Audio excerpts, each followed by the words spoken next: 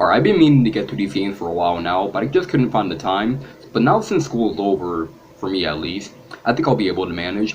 I just want to make clear that I'll only be looking at these three games, not Jak X or Daxter, because I don't have Jak X at the time, and the emulator I used to play PSTP games isn't really working right now, so that's gonna have to wait for another day. And Lost Frontier is just...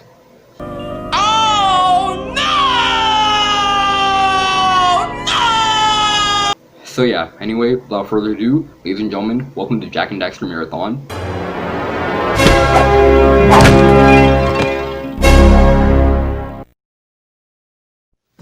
Jak and Daxter is a 3D platform game released back in 2001. The people behind these beauties, Naughty Dog. For those who were born in the early to mid 90s, you probably remember Naughty Dog from the Crash Bandicoot trilogy on PS1. Those games were awesome, and I can't wait to see what game they have in store for next. Nowadays, Naughty Dog is known for amazing series like Uncharted and The Last of Us. Uncharted is a fantastic series with gorgeous backgrounds and great characters, while The Last of Us is Naughty Dog's attempt at a more serious and gritty story, which is why I love that game. Honestly, it's one of my top 5 favorite games of all time, and I can't wait to play its sequel. After making a great trilogy of games and even a pretty solid kart racer, Naughty Dog no longer owned the rights to Crash, so Sony's new console was coming out, and Naughty Dog came up with a new IP which development lasts for 23 years, and lo and behold, Jak and Daxter. You know, when you really think about it, this isn't really any different from Insomniac Games, Spyro the Dragon, and Ratchet and Clank. Anyway, when I was younger, I played the hell out of these games. I even collected all 101 power cells and all 2,000 Precursor orbs a dozen times. They were great 3D platformers back in the day, some better than others, but I digress.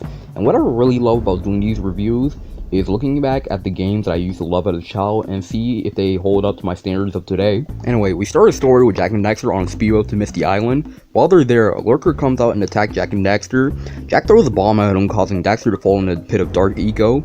Daxter pops out as a Pokemon, an Ottsel, and then they come back to Samos to figure out how to turn Daxter back, but because he has a white Santa Claus beard, he just turns into old and cranky. Kira, who at least can learn a lot from. Rule number 1, I don't date animals.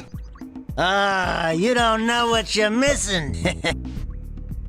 Tells them to collect power cells from the villagers in Sandover Village. This is where the story just kind of pauses. It can be summed up as collecting power cells and precursor orbs and going to another location. As we go on the volcanic crater, Golemaya reveal that they're gonna make a giant robot to destroy the world. Jak and Daxter ain't having that shit, so they go to the Citadel, save all the sages, they weaken the robot, and the duo take them down.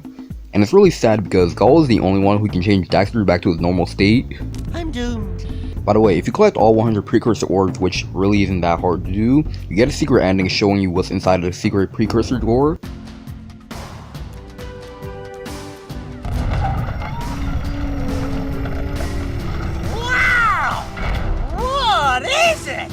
It's so beautiful. By the precursors.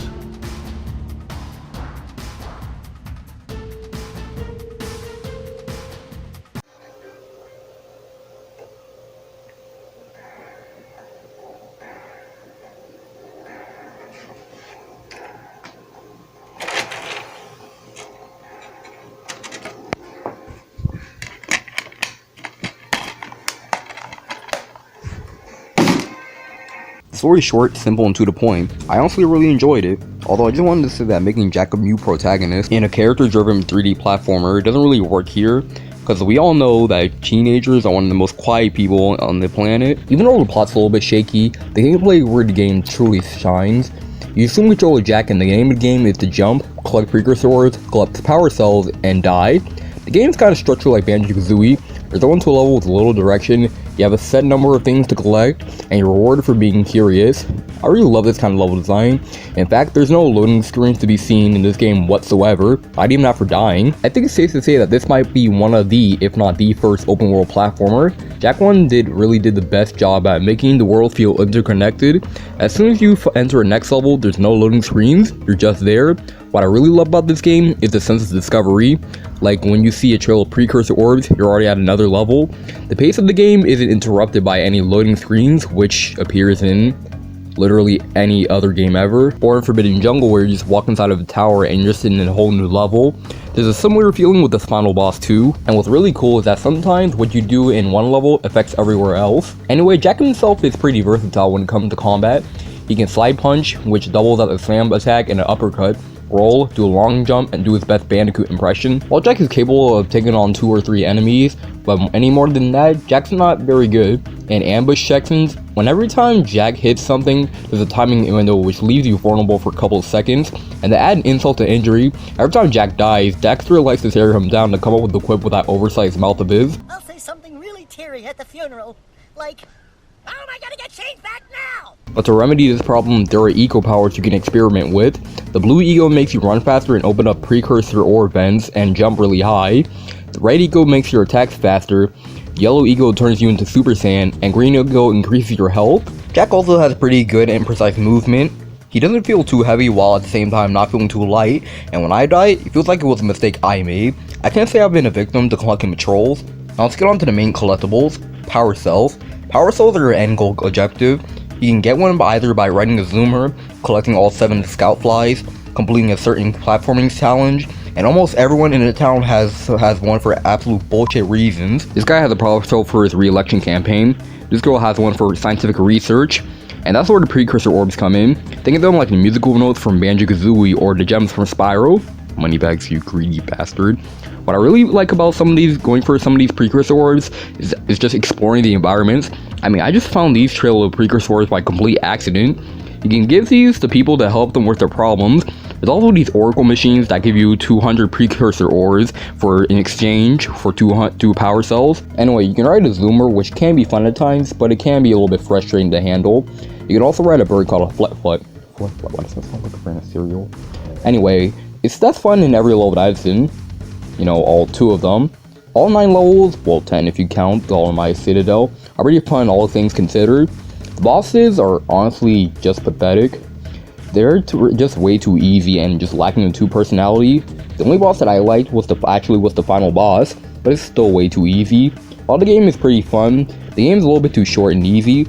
If you're fast enough, you can beat this game in 6 hours, even if you collect all 100 precursor orbs and power cells. But the short play kind of helps it in its favor.